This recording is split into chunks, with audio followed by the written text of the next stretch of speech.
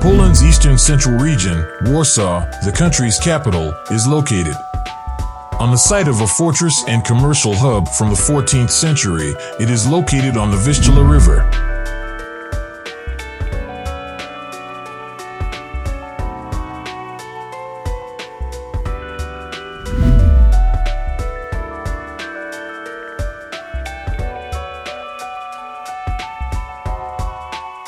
A hub of learning and refinement for ages has been Warsaw. It is one of the most frequently invaded countries in Europe as a result of its strategic location. This is a city that exudes a strong spirit of reinvention, one that has been fashioned by a turbulent past that has often brought it to the verge of oblivion. World War II and the fall of the Iron Curtain, two of history's pivotal moments, have greatly influenced Warsaw as we know it today. But Warsaw is a survivor, having emerged from the ruins of conflict and the confines of communism. The city is filled with memorials to this valiant past, but there is also a fresh renewal taking place.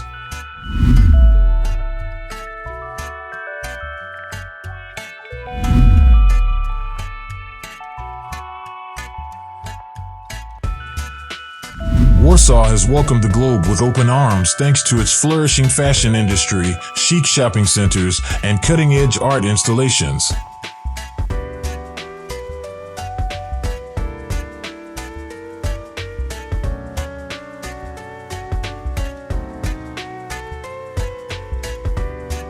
The old town of Warsaw, a magnificent testimony to the city's determination to endure and recover, is where the city truly beats.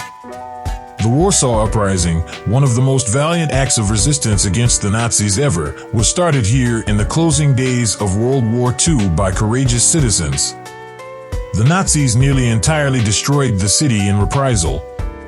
One of the numerous structures that were deliberately demolished, a lot of it by dynamite, was the sumptuous royal castle, which was located in Castle Square and served as the center of authority for Polish kings for many years. But despite great personal risk, museum employees and bystanders were able to salvage some of the castle's treasures prior to the explosions. After the battle, the old town was painstakingly reconstructed using works of art from the 18th century as a guide.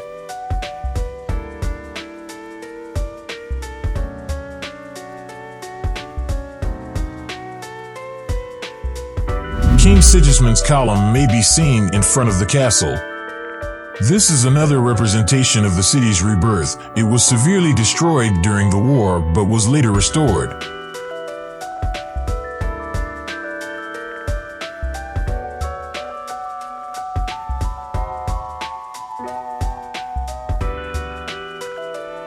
The neighboring Sirena or mermaid statue is one of the rare statues that was spared by the German soldiers. The mermaid has featured on Warsaw's coat of arms for generations as the city's defender and symbol.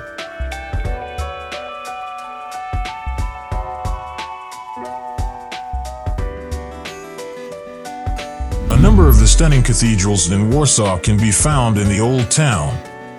Visit the miraculously intact interior of St. Anne's Church and St. John's Cathedral.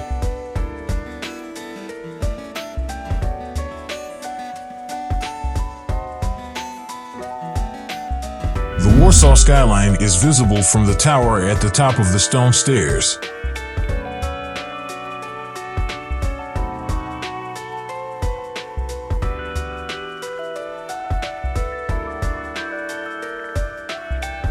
The Warsaw Museum, a repository for the dramatic tales of the city, is located on the north side of the Old Town Square.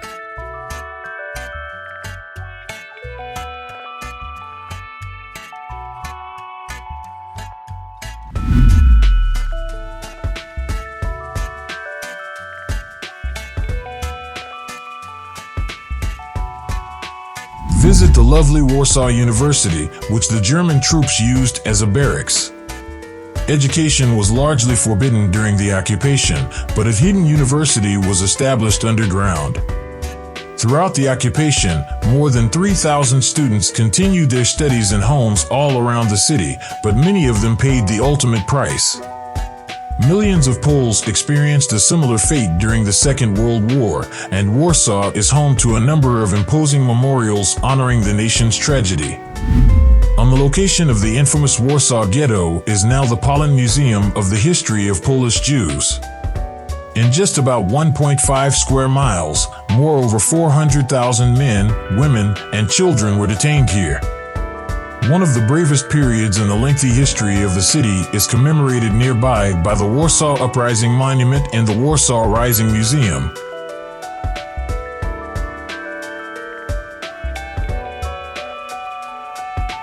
A vestige from a little bit later time is the Palace of Culture and Science, which Stalin gave to the Polish people during the Cold War's height as a gift.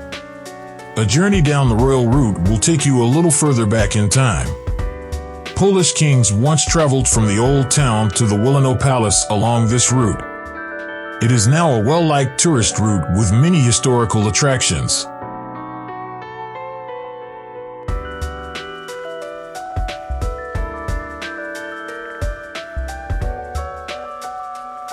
You will pass Nicolaus Copernicus statue as you continue down Nowy Świat Street.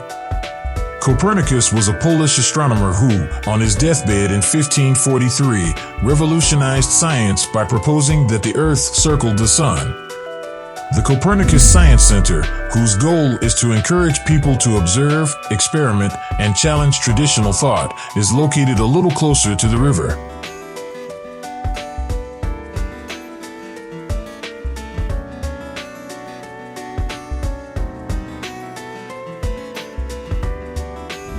A highly intimate memento of Frédéric Chopin, a composer and pianist who was another of Warsaw's well-known sons, is located in the Holy Cross Church. This musical genius was so devoted to his hometown that he asked for Warsaw to get his heart after his passing. Here, you can see where it now resides. Chopin's music can be heard across Lazienki Park, Warsaw's biggest park, throughout the summer.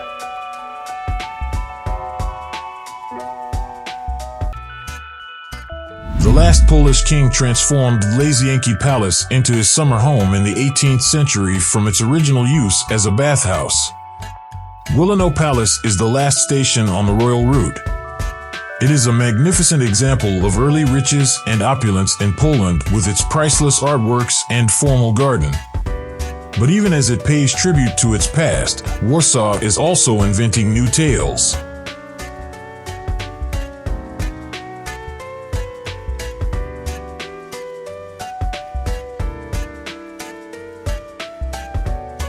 Poland's economy has exploded since the fall of the Iron Curtain. The upscale shopping centers that have appeared, such as Złote and the Witkak department store, are evidence of this country's economic progress. Warsaw is also undergoing other changes. Formerly industrial regions are now home to modern buildings and trendy eateries. To find places like the Soho factory, go to Praga, which lies on the right side of the Vistula River. It was once a factory that produced munitions, but is now home to a variety of chic stores and attractions, including the Neon Museum. The iconic Warsaw Soviet-era signs, many of which were created by some of Poland's most illustrious painters, are being preserved in this show. These reclaimed urban areas are possibly the best representation of Warsaw as it is right now. These young, progressive communities, like the people of Warsaw, are bringing fresh life and beauty amidst the ruins of a frequently sad past.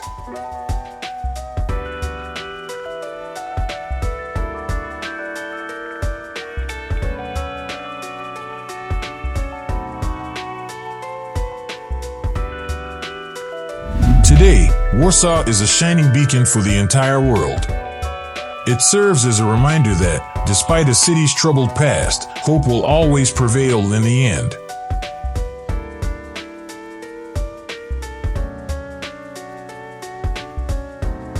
Thanks for watching and see you in the next video.